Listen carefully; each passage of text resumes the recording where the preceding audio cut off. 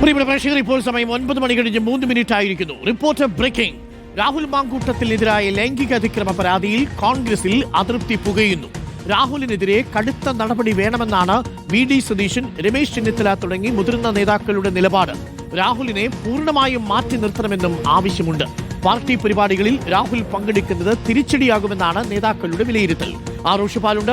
റോഷിപാൽ, തദ്ദേശ തെരഞ്ഞെടുപ്പിൽ സ്ഥാനാർത്ഥികൾക്കായി ഈ രാഹുൽ മാങ്കൂട്ടത്തിൽ കളത്തിലിറങ്ങിയിരുന്നു.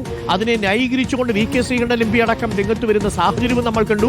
പാർട്ടിയിൽ നിന്ന് പുറത്താക്കിയിട്ടില്ല, സസ്പെൻഷൻ മാത്രമേ ഉള്ളൂ. സ്ഥാനാർത്ഥികൾക്കൊപ്പം രാഹുൽ മാങ്കൂട്ടത്തിൽ പ്രവർത്തിക്കുന്നത് കൊണ്ട് യാതൊരു കുഴപ്പവുമില്ല എന്ന നിലപാടായിരുന്നു കോൺഗ്രസിനെങ്കിൽ ഇപ്പോൾ പുറത്തു വന്നിരിക്കുന്ന ചാറ്റുകളും ശബ്ദരേഖയും രാഹുലിനെ കൂടുതൽ പ്രതിരോധത്തിലാക്കുമ്പോൾ കോൺഗ്രസിൽ തന്നെ മുതിർന്ന നേതാക്കൾ രാഹുലിനെതിരെ നിലപാടെടുക്കുകയാണോ റോഷി?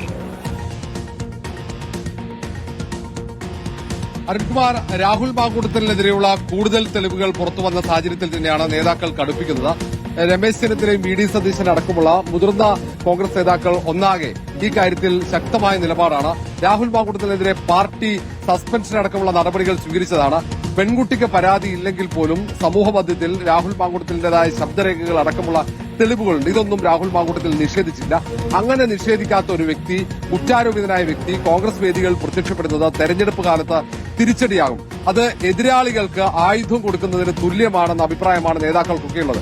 ഈ സാഹചര്യത്തിലാണ് രാഹുൽ മാങ്കൂട്ടത്തിനെതിരെ കൂടുതൽ നടപടി വേണമെന്ന ആവശ്യം കൂടി കോൺഗ്രസിനകത്ത് ശക്തിപ്പെടുന്നത്. ഈ കാര്യത്തിൽ കോൺഗ്രസ് ഹൈക്കമാൻഡാണ് നിലപാട് സ്വീകരിക്കേണ്ടത്. കെ.സി. വേണുഗോപാലും കെ.പി.സി. അധ്യക്ഷൻ സണ്ണി ജോസഫ് അടക്കമുള്ളവർ ഇക്കാര്യത്തിൽ മൌനം തുടരുകയാണ്. കോൺഗ്രസിനകത്ത് ഇപ്പോഴും ഒരു വിഭാഗം നേതാക്കൾ രാഹുൽ മാങ്കൂട്ടത്തിനെ പിന്തുണയ്ക്കുന്നുണ്ട്.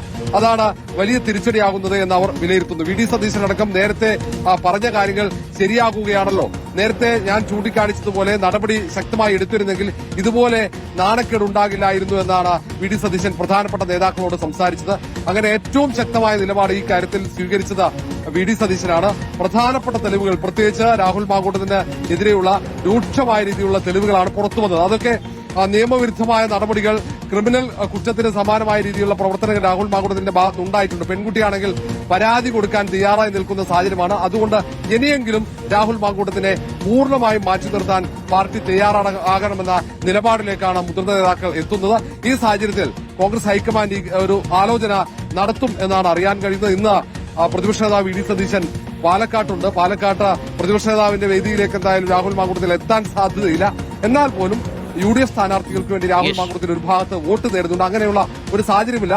രാഹുൽ മാങ്കൂട്ടത്തിൽ ഇല്ലെങ്കിലും പാലക്കാട് അനുകൂലമായ സാഹചര്യം ഉണ്ടെന്നാണ് കോൺഗ്രസിന്റെ മുതിർന്ന നേതാക്കളുടെ വിലയിരുത്തൽ. 10 വോട്ട് രാഹുലായിട്ട് പോവണ്ട എന്നുള്ളതാണ് കോൺഗ്രസിലെ മുതിർന്ന നേതാക്കൾ പറയുന്നത്.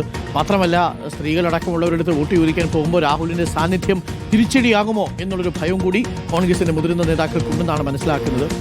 ഇതിലെന്താണ് ഇനി സംഭവിക്കാൻ പോകുന്നതെന്ന് കാത്തിരുന്ന് കാണാം.